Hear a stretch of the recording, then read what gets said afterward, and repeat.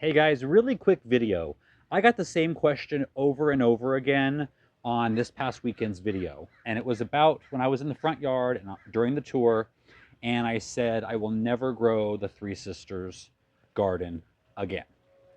Now I always get in trouble when I say things like that because then I forget about it or I really want to try it again. So I should never say I will never do this again because invariably I probably will. But I won't be growing it in the near future.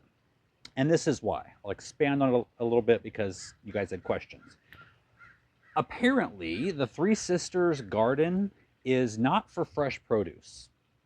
It's for saving, for drying. The Three Sisters, if you don't know, is beans, corn, and some kind of squash, usually pumpkins. I thought that means fresh green beans, fresh corn, and then pumpkins, as fresh as you need them. Apparently, because I had a big problem, it was a huge mess.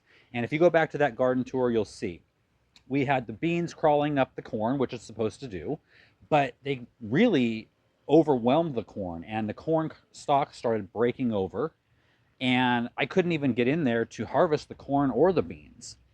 And so what I found out later, I'm not sure why it was breaking over. That's a problem no matter which way you slice it. But in terms of the produce, so apparently you're not supposed to be digging through the Three Sisters garden looking for fresh corn cobs and for fresh green beans. It is for grain corn and beans to dry to cook later. And so you don't have to get in there. It doesn't matter if it's a mess. It doesn't matter if they're all covered up because you're not going to be harvesting them until the plants start to dry up anyway. So if I'm ever in the need for grain corn and dried beans, which dried beans are nice to have, but um, then maybe I'd do the Three Sisters again. But unless you're looking for that, do not grow the Three Sisters garden expecting space saving for fresh produce because you're really just going to get a mess. So that's my story.